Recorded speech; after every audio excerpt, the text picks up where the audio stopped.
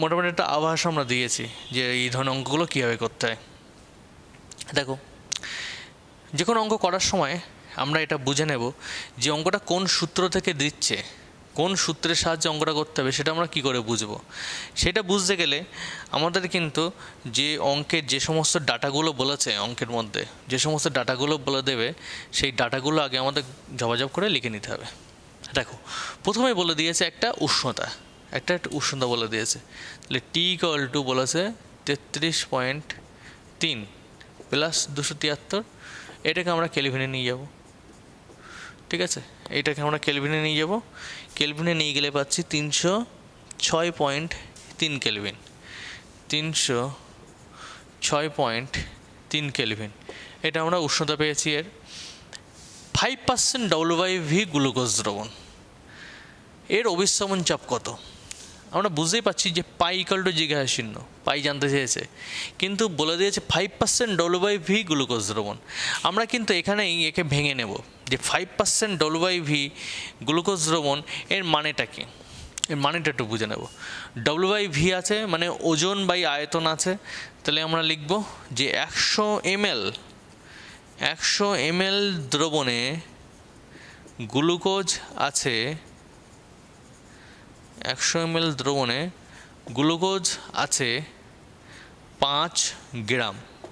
ভালো করে বুঝে নিও, W/V ভিটা আছে বলে দ্রবণের আয়তন আমরা ml-এ লিখেছি, আর W ওপরে আছে বলে এটা গ্রামে লিখেছি।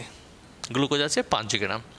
এইবার দেখো, আমরা কিন্তু এর আগেও বলেছি যে এখানে যে মোলার গাঢ়ত্বটা আছে, যে সি এর টার্মটা আছে, সেটা হচ্ছে মোল পার লিটার এককে, অর্থাৎ পার লিটারে আমাদের কিন্তু নিয়ে যেতে হবে। ml-এ কিন্তু এখানে কোনো কাজ নেই, আমরা লিটারে নিয়ে যাব।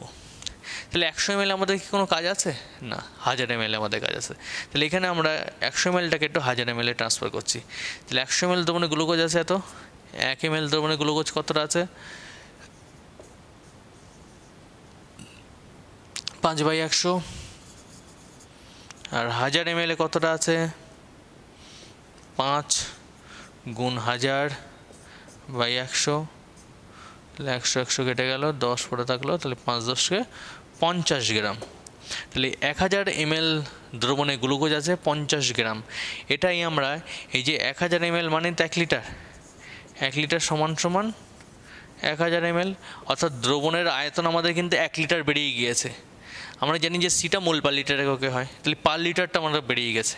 এবার আমরা করব কি, এই 50 গ্রামটাকে শুধুমাত্র মোলে ট্রান্সফার করলেই হয়ে যাবে। ক্লিয়ার? অতএব মোল সংখ্যা, গ্লুকোজ দ্রবণের মোল সংখ্যা, মোল সংখ্যা সমান সমান কী হবে? 50টা ওপরে থাকলো বাই গ্লুকোজের যে আণবিক ভর 180, ওটা নিচে থাকলো। আণবিক ভর দিয়ে আমরা ভাগ করবো ওজন বাই আণবিক ভর, 50/180, মূল সংখ্যা বেরিয়ে গেল। অতএব অভিস্রবণ চাপ বেরিয়ে যাবে। অতএব পাই ইকুয়াল টু, এবার সূত্র বসিয়ে দেবো, CRT সমান সমান সি এর মানটা বসিয়ে দেবো কত? 50/180, 50/180, আর এর মানটা বসিয়ে দেবো 0.0821, আর টি আমরা বার করে রেখেছি 306.3 কেলভিন, 306.3 কেলভিন। সমস্ত মান আমরা ক্যালকুলেটরে ক্যালকুলেশন করব। ক্যালকুলেশন করলে আমাদের কিন্তু মানটা বেরিয়ে আসবে 6.985 ATM, 6.985 ATM। তোমরা নিজে সায়েন্টিফিক ক্যালকুলেটরে এই ক্যালকুলেশন করবে, করে উত্তরটা মিলিয়ে নেবে। ঠিক আছে, একটা দুটো ডিজিট এদিক ওদিক হতে পারে, তবে খুব একটা হেরফের আসে না। তাহলে অঙ্কটা বুঝতে পারছো তো কীভাবে আমরা আসি? আমরা সি এর টার্মটা কীভাবে আসি বুঝতে পারছো? সি এর টার্মটা হচ্ছে মোল পার লিটার। আমরা যাই ml বলুক না কেন, আমরা সেটাকে আগে 1000 ml-এ নিয়ে যাব, অর্থাৎ পার লিটারে নিয়ে যাব। পার লিটারে নিয়ে গিয়ে বাদবাকি যে ওজন সংখ্যাটা আছে সেটাকে আমরা মোল সংখ্যায় নিয়ে যাব। মোল সংখ্যায় নিয়ে গেলে আমাদের কিন্তু অঙ্কটা খুব সহজ হয়ে যাবে। আমরা আর একটা অঙ্ক নিয়ে একটু চেষ্টা করি।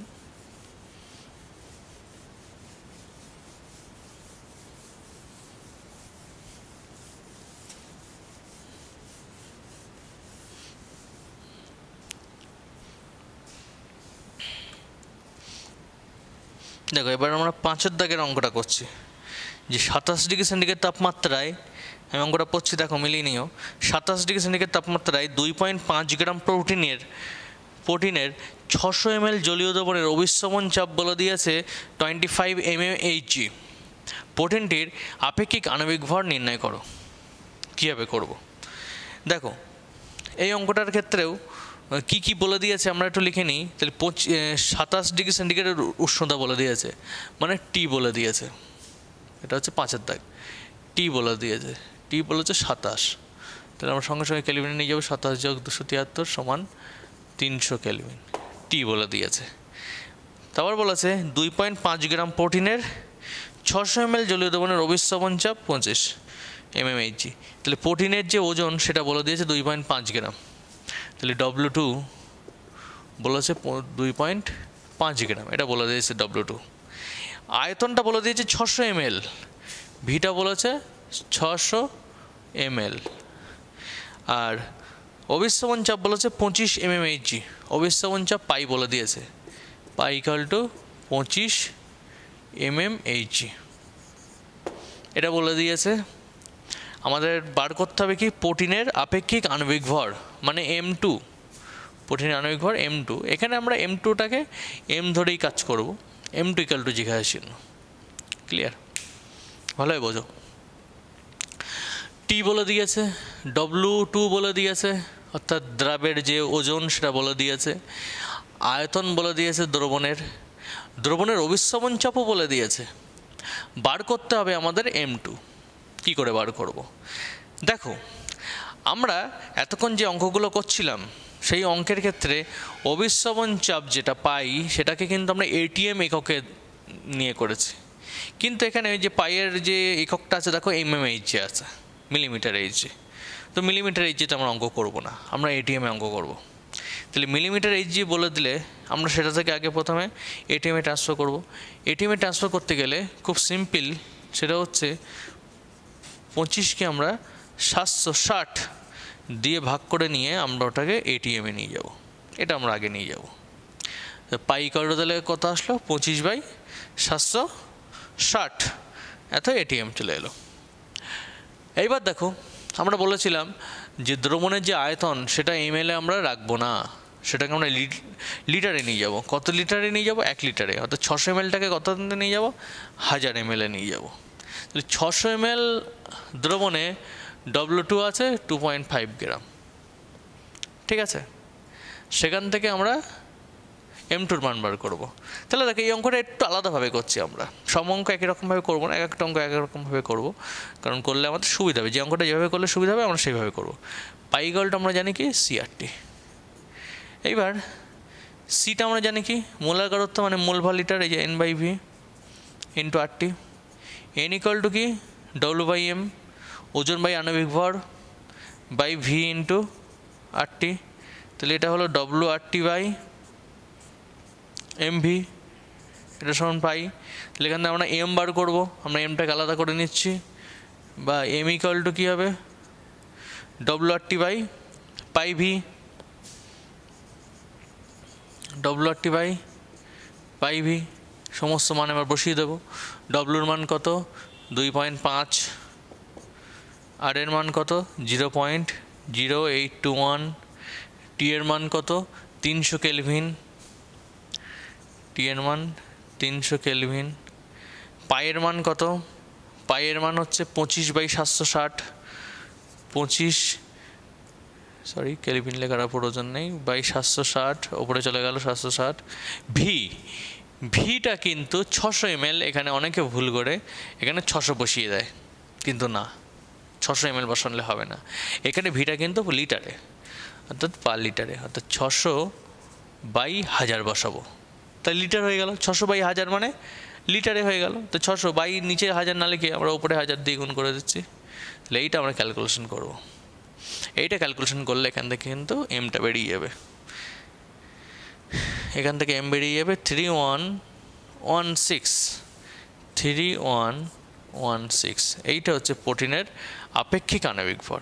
দেখো এখানে কিন্তু আপেক্ষিক কথাটা বলেছে, আণবিক ভরের আগে আপেক্ষিক কথাটা বলেছে। আপেক্ষিক কথাটা দেখে ভয় পাওয়ার কিছু নেই যে এটা কি আণবিক ভরের চাইতে আলাদা, না একই, এটাও আণবিক ভর, আর আমরা নর্মালি যে আণবিক ভর বার করে গুণ করে সেটা আণবিক ভর। আপেক্ষিক কথাটা কেন বলেছে, কারণ এখানে নর্মালি যেটা হয় সেটা থেকে এই আণবিক ভরগুলো একটু হ্রাস বৃদ্ধি হতে পারে, কারণ এটা একটা দ্রাবের সাপেক্ষে বার করছি, এটা কম বেশি হতে পারে, ওই জন্য এখানে আপেক্ষিক কথাটা যুক্ত করেছে, ইউজ করেছে। তাহলে এখানে কিন্তু এমটা একেই বেরিয়ে গেল। আমরা এখানে ডাইরেক্ট ভেঙে দিয়ে অঙ্কটা বার করেছি। আমরা এটা না ভেঙেও সি এর জায়গাতেই মানটা বসিয়ে দিতে পারতাম, সি এর জায়গাতেই মোল পার লিটার এককে আমরা কিন্তু মানটা বসিয়ে দিতে পারতাম। তোমরা সেইভাবে চেষ্টা করবে তো অঙ্কটা, চেষ্টা করে আমাকে দেখাবে যে সি এর জায়গাতেই 600 mlটাকে 1000 ml নিয়ে গিয়ে এই 2.5 গ্রামটা চেঞ্জ হয়ে যাবে। যে 600 ml আছে 2.5 গ্রাম, 1000 ml কতটা আছে সেই গ্রামে নিয়ে গিয়ে গ্রাম থেকে আমরা আণবিক ভরে নিয়ে যাব, আণবিক এই গ্রাম থেকে আমরা মোল সংখ্যায় নিয়ে যাব, আণবিক ভর দিয়ে ভাগ করে মোল সংখ্যায় নিয়ে গিয়ে আমরা ওখান থেকেও কিন্তু এম এর মানটা বার করতে পারবো। তোমরা সেটাও চেষ্টা করে দেখো। আর এটা হচ্ছে ডাইরেক্ট সূত্রের সাহায্যে বার করেছি। সূত্রের এখানে শুধুমাত্র একটা জিনিস লক্ষ্য রাখবে, ভি যেখানে বসাবো, ভির মান যেখানে বসাবো সেটা এমএল এককে থাকলে সেটাকে অবশ্যই আমরা লিটার এককে ট্রান্সফার করব। বুঝতে পারছো? তাহলে অঙ্কগুলো খুব ভালো করে প্র্যাকটিস করবে। এই চ্যাপ্টারে কিন্তু মেন ব্যাপার সেটা হচ্ছে অঙ্ক, পরীক্ষায় কিন্তু অঙ্কটা পড়বে। থিওরি দেখা গেলো কেন থেকে কোনো থিওরি এলোই না, একটা অঙ্ক দিয়ে দিল। ঠিক আছে? তাহলে অঙ্কটা খুব ভালো করে তোমরা প্র্যাকটিস করবে, দেখবে কোনো অঙ্কই আটকাবে না। আমি সমস্ত অঙ্কই প্রায় করিয়ে দেবো, সমস্ত ধরনের অঙ্কই প্রায় করিয়ে দেবো, দেখবে কোনো অঙ্কই পরীক্ষায় তোমাদের অসুবিধা হবে না। ঠিক আছে? তাহলে এগুলো ভালো করে প্র্যাকটিস করো। আজকে এই পর্যন্তই।